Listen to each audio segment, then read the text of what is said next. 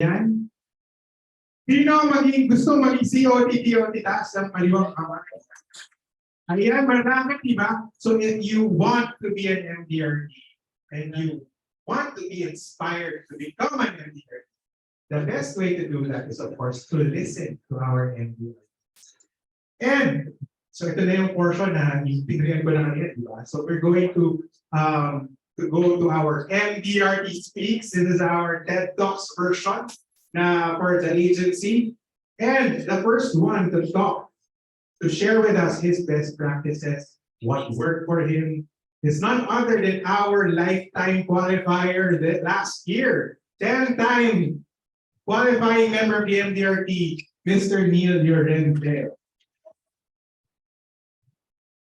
All the way from Iloilo, bago daw sunduin si Francis sa school. Yan. So maybe highlight si... Hi. Hello. Good morning. Good morning, Neil. We're going to flash you on the screen. Nawawala yung screen share ko. Wait lang ha.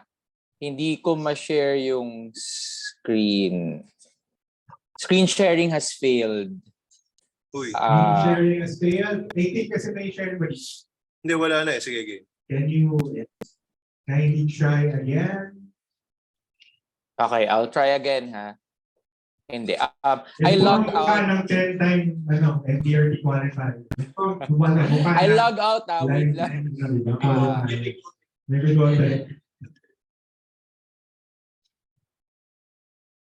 Mag-try siyang mag-reconnect yata. Alright, reconnecting. Ganyan talaga. May excitement. Kasi ang MDRT minsan hindi naman yung instant, diba? Kailangan natin mag-reconnect sa ating vision, sa ating goal so that we will be able to go towards that vision. Diba? Ang galing po mag-achieve. Diba? Wala ko kayo naman natin. Yeah, galing. Sige. Dahil kailangan naman si Tate. Yeah. Sinedyo ko lang po. May isa lang po ako i-share na parang related para sa kasi MDRT, diba? Kakaiba yung results nila. Pero saan ba sila? Favorite ba sila ni Lord? Kaya sila. Pero nabasa ko lang po from James Clear. Sabi niya, if two people have the same goal, you know nothing about the similarity of their results. But if two people have the same daily habits, you can infer quite a bit about the similarity of their results. So malamang may secrets talaga itong mga ginagawa nila. Kaya naman, na-excite pa ako sa portion na to kung ano yung mga best practices nila. Sir Neil, and sila Miss Crizzy all the way from Davao and si kaya ayun. Alright, thank you, Denise. Diba? Sabi nga ni James here din. Ano yun? We rise to the level. We do not rise to the level. Oh, diba? Buti na lang. Kailangan, as an MDR, kailangan suporta. Kahit lang kasi narinig, hindi ko rin recognize. Yan, we don't rise to the level of our goals. We fall to the level of our systems. On. So sa sistema, protesta daw. And yan, we have Neil back. Are you okay? For some reason, hindi ko ma-share pa rin yung slides ko.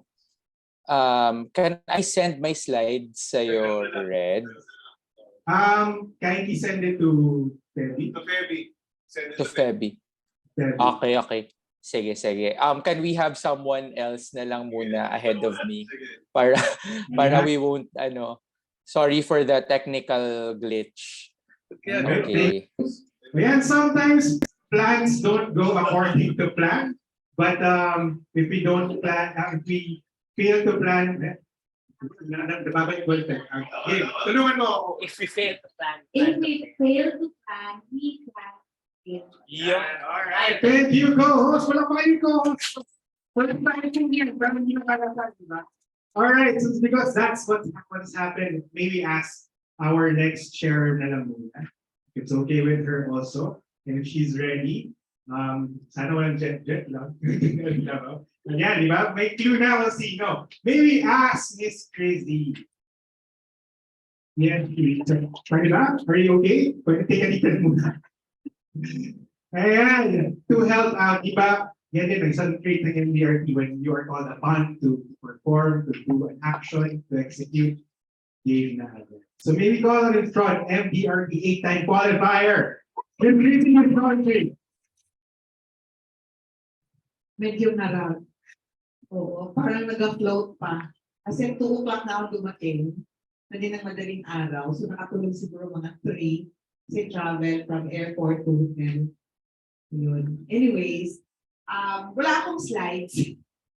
Kasi I'm not used to yung mga ganyan, yung mga slides. So sabi ko kay Mr. DJ, ano yung, tanungin mo na lang ako. Tanungin mo na lang ako kung ano yung gusto niyo ano ko. Para at least, yung parang ano lang, impromptu at galing sa kung ano talaga yung ginagawa ko. So, parang, ano yung tanong mo, Mr. DJ? Yung best practice po. Referrals? Okay. Ano ba? Actually, wala namang sobrang special because I always do this on a regular basis. So, kumbaga, siguro ang pwede ko lang ma-advise sa atin lahat bago or yung mga old na mga advisors, yung service natin sa clients natin. Kasi pag satisfied sila sa services natin, syempre, i-refer ka nila, parang ganun. Pero hindi lang yung service. Ang ginagawa ko kasi is yung personalized service. Parang ganun. And I want my clients to feel that they are very, very special. So kumbaga, parang wala na silang iisipin pa. Pag nag-iisip sila ng insurance, ako lang yung iisipin nila. Parang gano'n. Kasi I'm sure they have other insurances. Pero gusto ko, naiiba ako sa kanila. Gusto ko naiiba ako sa ibang ahente. Parang gano'n. So I really want them to feel that they are special. Parang gano'n. So ano yung ginagawa ko? Hindi naman siya gano'n talaga. Yung parang, I treat them as like, di ba kung love mo yung isang tao or yung anak mo, ano yung ginagawa mo? Parang ganun. So you care for them, your attention, yung parang ganun. So ako, 24/7, nandun ako. Like, kasi may mga clients ako na nasa ibang bansa. Just like nung the other night, may isang client, nasa Dubai siya. Iba yung time, di ba, yung oras natin. So sabi na, Crizzy, gusto kong i-change yung aking mode from different to monthly. Anong gagawin ko? So, kasi nandun siya sa outside the country. So ang ginawa ko, sabi ko, sige mag-email ka na muna sa customer service kasi hindi ko siya pwedeng i-serve, di ba? Ganun. Kasi hindi na rin pwedeng pick-up na ginagawa natin dati. So kailangan natin i-inform yung customer service, pero dapat sila yung mag-email. So, in other words, replyan na siya ng customer service, 1 o'clock ng madaling araw. Nag-message yung client. Sabi niya, sumagot na yung customer service. Gagawin ko yung requirements ngayon daw. Sabi ko, okay. Sabi niya, gising ka pa pala. Sabi niya, sinend ko na lang itong message kasi baka daw makalimutan niya. Sabi ko, yes, gising pa ako, about to sleep na, pero sasagutin din kita. Baka makalimutan ko din, di ba? Parang ganun. So natuwa siya. So ang ginawa ko, sinend ko yung PDAP and parang hindi ko na pinaumaga pa. So I fix everything. Sabi ko, you print this one, you sign and scan and email it to customer service. So, yun yung ginagawa ko. Yung kumbaga, kung nandun ako, I'm open 24/7 for as long as I'm online. Sinasagot ko kaagad, hindi ko na pinapabukas. Parang ganyan. So, anything, siguro yung, alam ko, everyone dito ginagawa nandun. Birthday, nagbibigay tayo. Hindi naman malakihan, maliliit lang, pero ang importante, yung na-feel nila na ina-acknowledge natin sila or binigay natin nila anniversary, nandun ka, naglalike ka sa kanilang mga post, yung mga ganyan. Ginagawa naman natin yan lahat, di ba? Ayun. Basta ang importante, especially dun sa collection, nire-remind natin siya. Yun yung pinaka-importante. Kasi most of sa mga clients ko din, sabi nila, yung ibang ahente, maganda lang pag, mabuti lang pag may komisyon pa sila. Pero pag wala na raw komisyon, hindi na naniningil.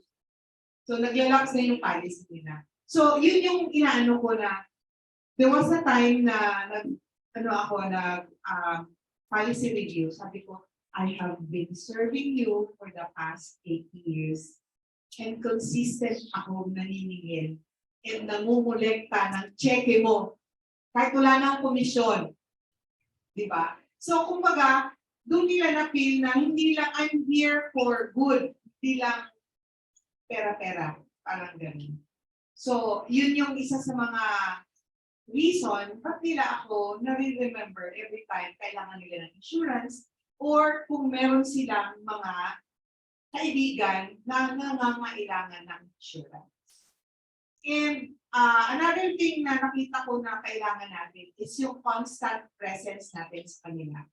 Hindi lang during naniningil ka. Or kasi yung iba, nare-remember lang natin sila dahil yun, naningil nga tayo, nag-remind ng ano. So, hindi lang sa ganon. So, I have this thing na I have been doing for the past 8 years or 10 years na pala. Yung aking text blast, na-share ko na to dati, di ba? On a weekly basis, I send them messages. Yung parang ano lang, mga inspirational messages. Hindi talaga yung personalized. Parang blast ang tawag, text blast for everyone. Parang gano'n. Kasi gusto kong ma-remember nila ako on a regular basis na, ay, si Crizzy to sa EIA. This time, nilalagyan ko na sa baba, Crizzy das EIA Philippines. Parang gano'n. Kasi noon, wala. Ngayon, this year nag-start, nilalagyan ko na siya para yung retention, parang gano'n. Diba, nare-remember ko dati, bakit yung sa advertisement sa TV, they spend so much money for that. Like, for example, ano ba yung mga Macdo na Jollibee, isikat naman to eh. But they still spend money for the ads. And hindi siya basta-basta kasi ang ads, mahal yan, parang gano'n. Eh sabi ko, hindi naman siguro nila kailangan mag-ads kasi sikat mo sila eh. Pero yun pala, you need to spend more money or kailangan, nandoon yung, ang tawag doon, yung parang retention. Recall, ayun, recall. Na para, nare-remember niya, si Crizzy to sa EIA, Crizzy sa EIA, parang. Okay. So, yun lang. Thank you. I hope I will be able to see that. Thank you, Miss Crizzy. Palakpakan nila si Miss Crizzy. Ayan. So what I got, nanood ko talaga doon is taking care of your clients. Sabi nga, paano ko ba mag-alaga ng anak mo? Ganun din natin gawin for our kids. The amount of love that we give, sometimes the amount of love that we receive also from them, mas malaki. Ikaw, partner, ano nakuha mo? Notes ka ba? Yung sa akin naman po, yung tumatak sa akin, sinabi ni walang special talaga. Nung kanina special ba sila? Sabi niya po wala. Walang special na ginagawa. Just yung genuine na care para sa mga client po natin at talagang genuine na service sa kanila. And hindi lang talaga pera-pera. It's about sincerity and authenticity. When we are sincere and authentic towards our clients, they feel it. Nararamdaman talaga yan. And of course, they respond also with sincerity and authenticity. Ayan, let's read some comments lang from the chat box. Sabi ni Mr. Thanks, Crizzy. I'm amazed how you serve your clients. Do you have a secretary? Before meron. Yan, so Mr. before daw, pero ngayon wala na. Ba? All of these things done by Miss Crizzy herself. Alright. So I hope that you also were blessed by what Miss Crizzy shared. Hindi pa siya nagtatapos. Of course, we go back to our first speaker, supposedly si Neil. Neil, are you okay? Are you there? Hi, good morning. I'm okay. I Pasok. already sent my slides to Feby, so Feby will be the one to share. No, Ayan, medyo nakalagay din sa chat uncomfortable kasi. box. And there you go. Ayan. So go ahead. Okay. Thank you, Feby. Sorry about the technical glitch.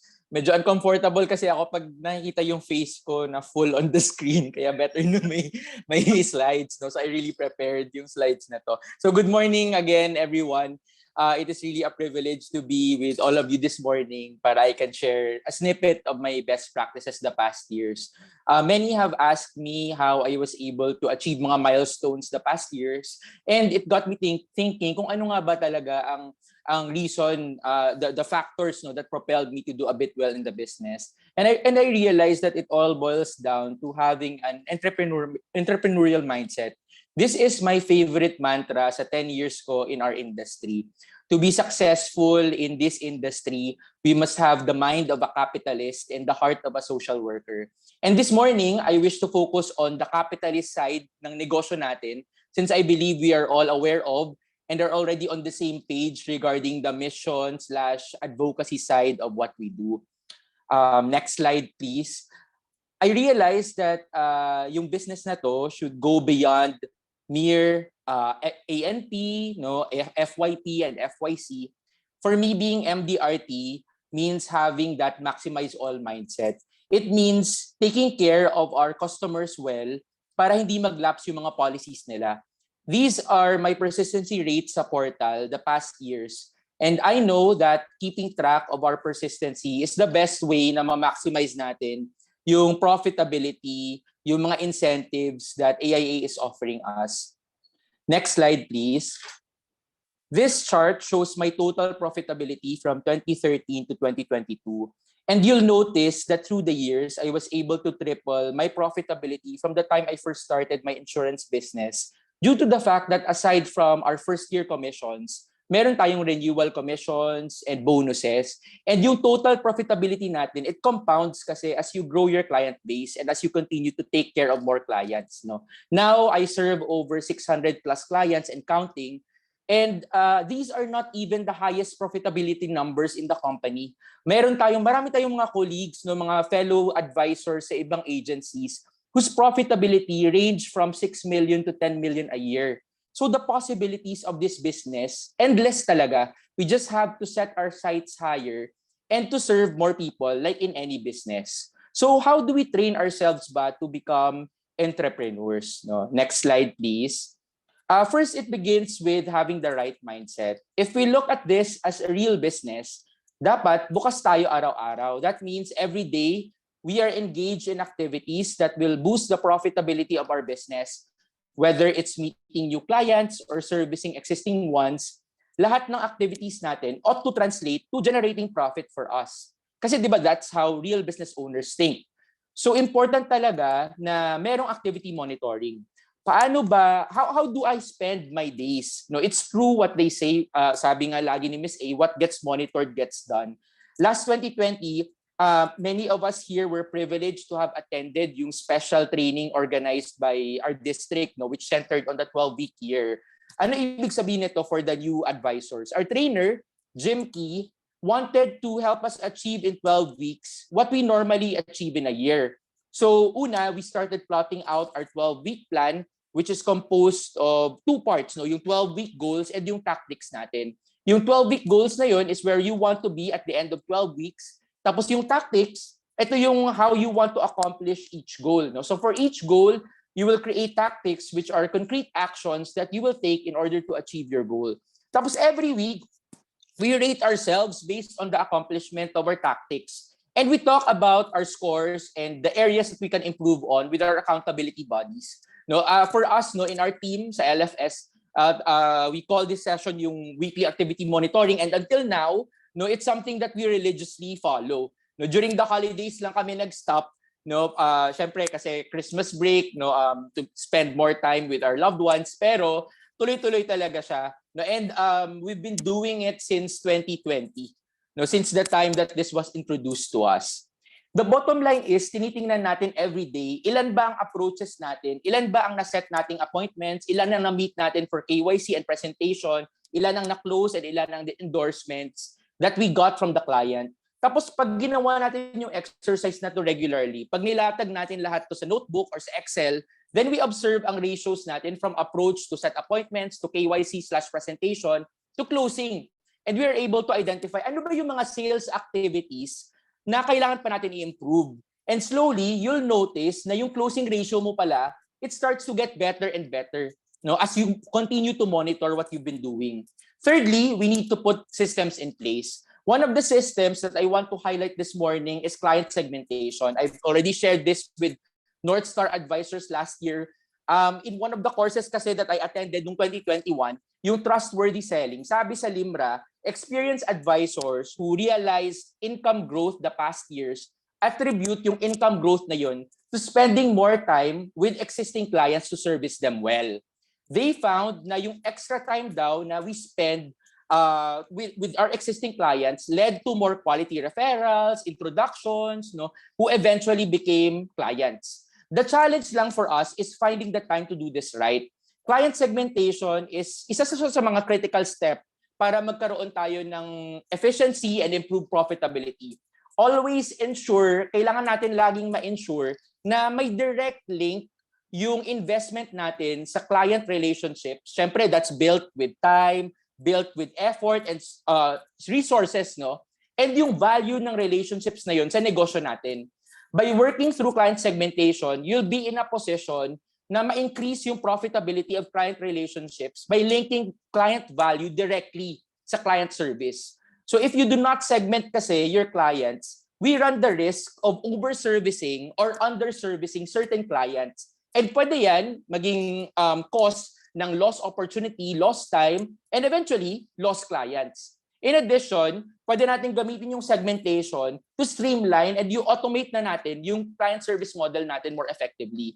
Important na maalala natin na segmentation, hindi siya yung final objective in itself. It's only effective pag link natin siya to our activity efforts, cross-selling strategy, and client service model.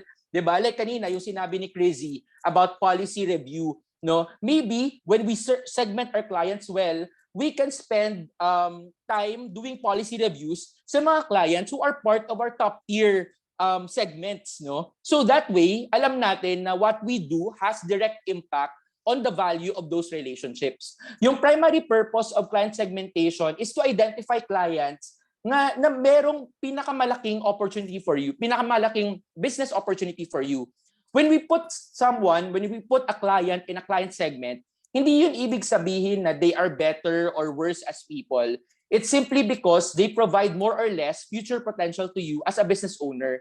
Recommended sa LIMRA na yun na i-segment natin yung clients natin into 4 or 5 distinct segments. So merong A+ down to D clients. No? A+ being the most valuable, the VVIP clients that you really want to nurture yung relationships na yun. The key to remember here is, yes, it is important to treat everyone fairly, pero not necessarily equally. Kailangan ma-design natin yung practice natin in such a way na ma-provide natin yung highest level of attention and client service sa mga clients who provide the most potential growth for our business, no? Increasing efficiency and effectiveness in our practice. As a business owner, kailangan natin ma-determine how we can spend 70% ng time and effort natin with our top segment for maximum efficiency and profitability. Hindi naman ibig sabihin nito, i-neglect na natin yung middle to lower tier clients natin. Kailangan lang natin ma-determine what level of service makes the most sense based on our practice. So paano ba natin ma-define ang mga segments na to? Paano ba tayo gagawa ng categories, no? Sabi sa LIMRA, there are 4 recommended and distinct and specific criteria: income, investable assets, future potential, and favorable introductions. And you can learn more of that when you attend yung trustworthy selling. No, highly recommended talaga siya. Siguro as a final word, before I end, yes, important na meron tayong entrepreneurial mindset, meron tayong activity monitoring, and we have systems in place like yung client segmentation. And what will tie all of it together is yung character natin sa business na to. Una, yung integrity to be stewards of our clients' funds kasi trust pa rin yung pinaka-currency ng negosyo natin. We ought to have the courage also to face rejections on a daily basis. No? Yung mga new advisors here, some of you may feel disheartened pag may mga rejections, no, but it's a pretty normal part of the sales cycle. And what makes advisors successful is when they have the courage to face that on a daily basis. And of course, the humility to be trainable and coachable by people whose tenure in this industry is far longer than ours, no. On top of that, syempre, because we are engaged in serious business of imparting sound financial advice sa mga kliyente natin, it is our responsibility to make sure na we keep ourselves up to date with the latest investment and financial know-how through continuing education. What I shared with you this morning, marami dyan from Limra's Trustworthy Selling, no, professional development series. Trustworthy Selling is part of that. No, and I attended that course, which ran for several months alongside other veteran advisors who have been in the industry for over 10, 15, 20 years. And I cannot overemphasize the importance of continuing education even for tenured advisors. I'm so inspired when I see Miss Eva, who has been in the industry for several years already, still attending yung Mentoring Mondays. And it's something that I think new advisors should also embrace, no? Yung love for learning. And finally, para sa lahat who have just been with AIA this past year, the people who stay in this business the longest, ito talaga yung people who reap the greatest rewards. It means staying on course and soldiering on in this venture, no matter what happens, no, may pandemic man or wala, and being agile to adapt to changes beyond our control, no, na daanan na natin yung paper app, tapos naging iPOS sa iPad, tapos naging ngayon NG iPOS. And what makes advisors successful is their ability to adapt to these changes and to maximize these changes for the profitability of our business. So that ends my presentation. Thank you.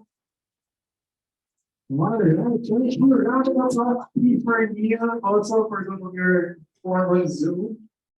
Chat nyo lang, of course, yung thanks and gratitude natin for Neil. So, of course, ang takeaway ko naman, what I took away from that is, of course, to have that entrepreneurial mindset. But more than that, I loved how Neil shared yung mga values that we need to inculcate in ourselves as well: integrity, courage, and humility. Of course, another thing that I would like to honor Neil for is talaga siya humility. Pinakita naman niya sa amin yung income, di ba? What's the potential for all of us here? And sabi nga niya, yung sa kanya is not really, that's just a tip of the iceberg. Meron pang mas malaki yung income. And some of them are also here in Starbright, di ba? Tinitingin lang tayo sa paligid. But even if he's already earning that much, he's a lifetime qualifier. He still makes it a point to learn, to grow, and more than that, he has also shared. He shares very generously kung ano yung natutunan niya because he wants everyone to win like him. Round of applause again for Neil. Ayan, hard na rin daw. So ako naman po, overwhelmed, and marami kong na-notes. And yung pinaka-take away ko lang pa talaga is yung mga shinare niya kasi yun yung mga natutunan din niya karamihan and ina-apply niya sa sarili niya. So na-remind lang din ko ako na talagang huwag magsawa ng matuto.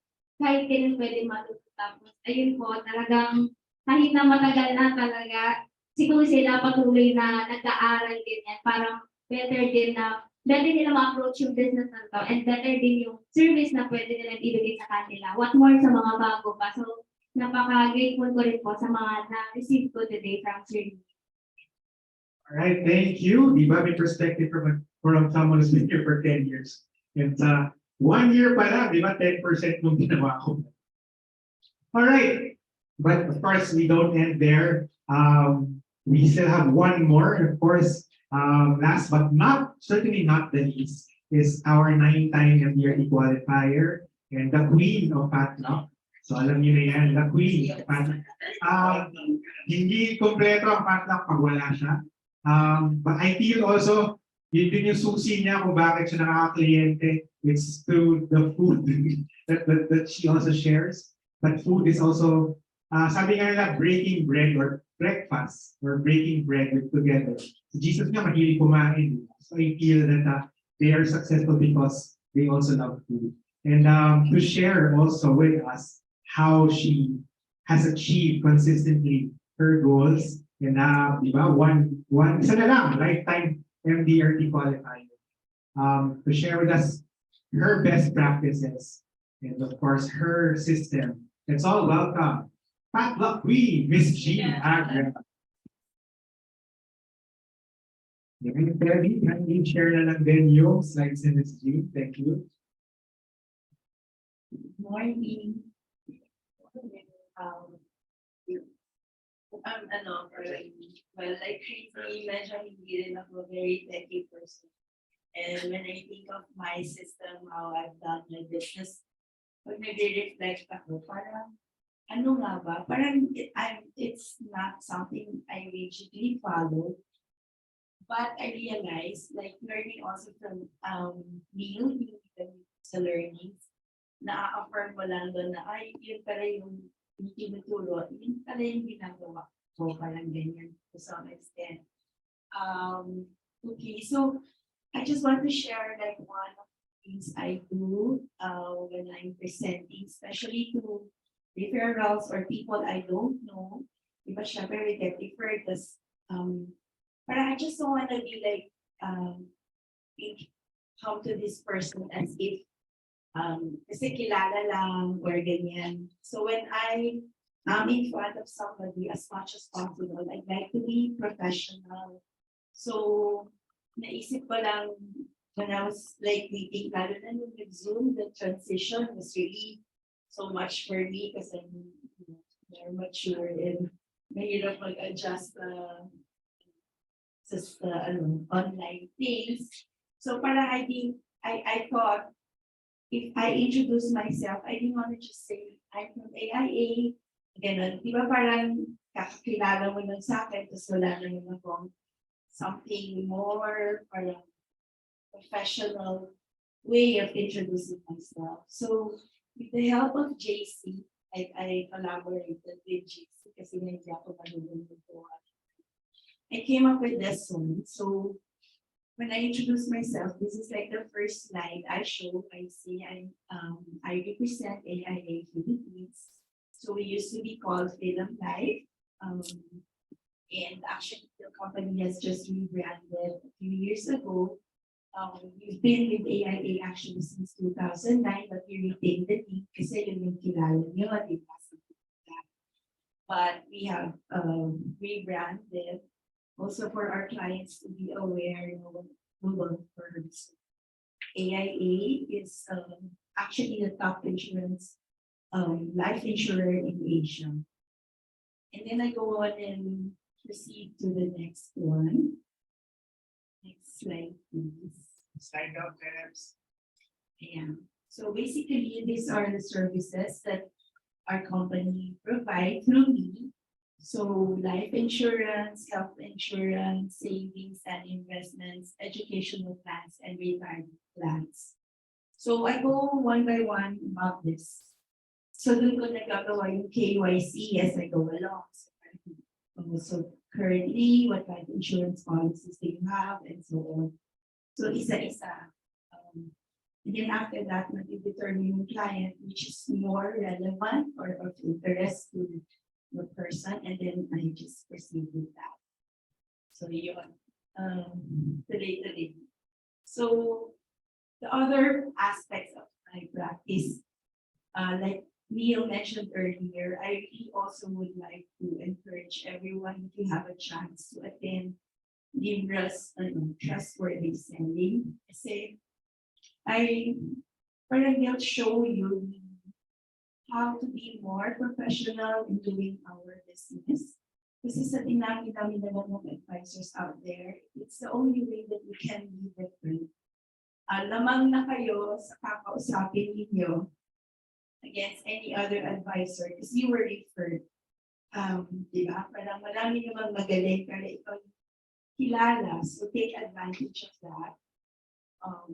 Present yourself the best way. And then about food, it's like it's my expression of love. Actually, my kids complain na ang kulit-kulit ko, ba kumain na ba, hindi pa kumain, sinabi ng ayaw, pero ano ka pa rin so something like that. So it's just me. It's the way I treat my friends. So in clients, I choose my clients also. if pinipili nila tayo, karapatan din naman tayo mag-iit kung gusto natin kausapin. Because for me, if I choose a person to be my client, he or she will be part of my life. That's my commitment. And I'd like our encounters to be very pleasant every time. So, I don't go for clients kahit kung sabihin mo, ang laki ng policy or whatever, but very difficult or very arrogant. Kasi I cannot have a good relationship with that person, so I cannot serve that person well. So para lang it's really good for both of us. It's one of the guides I use. That's why I'm also happy with my works. 9 years now. Pero there's still this joy. I was reflecting, ang dami ko na rin nakilala through the work, which is why even before I entered this, I was mainly for my family and whoever's close to me. So the mission is if I can be that good for people, and I'm happy to be doing this. Yun lang. And please attend every, parang, di ba, how do I sustain? Kasi 9 years na. Nauubusan ka din ng kilala, di ba? But last year, almost all my sales are actually reached to my existing clients. Kasi hindi naman nakalabas to you. So, the key is please attend every Monday ng ACE. It helps me a lot para yung buong linggo ko, parang naiayos mo. Okay? Parang, and sa totoo lang, there's no single learning session na wala kang mapupulot. So it's always going to be worth your time. Med ka maliit ka malaki, meron at meron kang mag-pick up. So, and then yung about rejections, we do have a lot of that. I've always been saying from the start, watch ko yung video ni Nina ng recruitment, bago-bago pa ako. Iyak-iyak pa nga ganyan pag pinapanood ko yun. Kasi feel ko yun. So, na-feel na ano ko na we are there to serve, to offer something good. Parang nagre-regalo ka. So, kung ayaw niya, it's not your loss.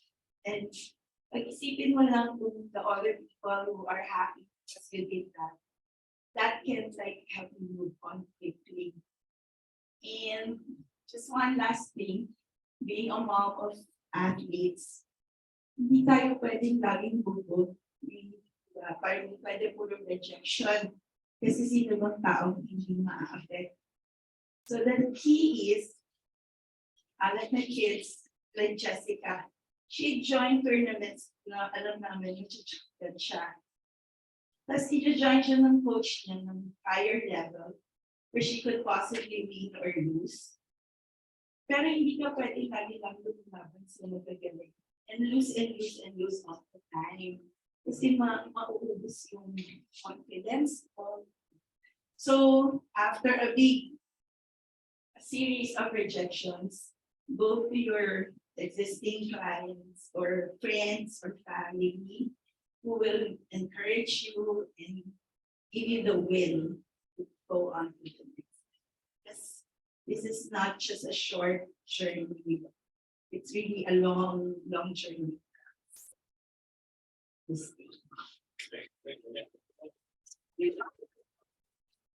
Thank you, Ms. Jane. Another round of applause, please, for Ms. Jane. May nag-chat box also, and your next speaker is Jane. All right, may iba naman, ikaw naman muna mag-share. Yan. So yung fresh take ko po from Miss Jane, thank you po sa naging sharing nyo. Di tayo rin, may karapatang pumili. And yung pinipili natin is yung mga tao rin na alam natin na kaya natin itong iserve ng matagal na panahon na hindi tayo kurat o kaya, alam mo yun, malaki nga yung kinita mo tapos 20 years na magbabayad tapos laging galit-galit. Parang ganun, manghirap naman po. Tapos parang ano yung joy sa service kapag yun po yung parang isang sana ko. Hindi lang pala kahit sino, kaya parang may target market. Kaya ganyan, yung talagang alam mo na masaya kang paglilingkuran dito. Tapos yun, Kayo naman, Sir Red. Yun ang makaturo. All right. So thank you for that. Thank you for that, Denise. No, for me, kasi ako, I had the privilege of before. Every Monday, kumakarpool ako kay Miss Jean to attend this nung ano pa, face to face. So talagang lahat ng to, dinadadjust ko. Hanggang ngayon, dinadadjust ko pa rin yung sinasabi niya, the teachings na from her. But what I took from her today, what I honor her for, is really her perseverance also. And ang nakuha ko, hindi niya explicitly sinabi. But when she said that she asked the help of JC for her slides, for example, na even MDRTs, don't be afraid for us to seek for support. There are things that we are very good at. Miss Crizzy is very totoo sa kliyente niya kahit na alas dos ng umaga, she will answer if she's awake. Si Miss Jean is ang kanyang language of love ay food, and that's how she allows her clients to feed her also. Neil is also very full of integrity and courage, and and he really also builds the trust between him and his clients. And these are their strengths. If there is something that we're not strong at, we can also ask help. So that di ba? Hindi naman kailangan maging mag-isa tayo in this business. Kaya nga we have an agency, we have a family. We have our units, we have each other to push ourselves up. And aside from that, of course, gusto ko yung isa pang message ni Ms. G. Huwag naman tayo magpabugbog. Of course, we also need to take care of ourselves. We get to be more resilient, we get to be stronger if we also take care of ourselves. Na parang hindi natin hinahayaan na puro naman losses. We also need to win. We also need to win. And we win by being with people who are also us, who uplift us. It could be our clients. Kaya importante nga, tama si Denise, di ba? Really, po ang mga kliyente natin, yung hindi naman tayo mabubugnot, na parang yung hindi naman tipong everyday tatawagin ka ano ng value, ano ng nabubo ngayon, di ba? Hindi ka stress. Because for us to have a good relationship with our clients, we also need to like them. Hindi lang pwedeng they like us, we need to also like them because it will make it easier for us to serve them. So with that, palakpakan natin all of our MDRTs.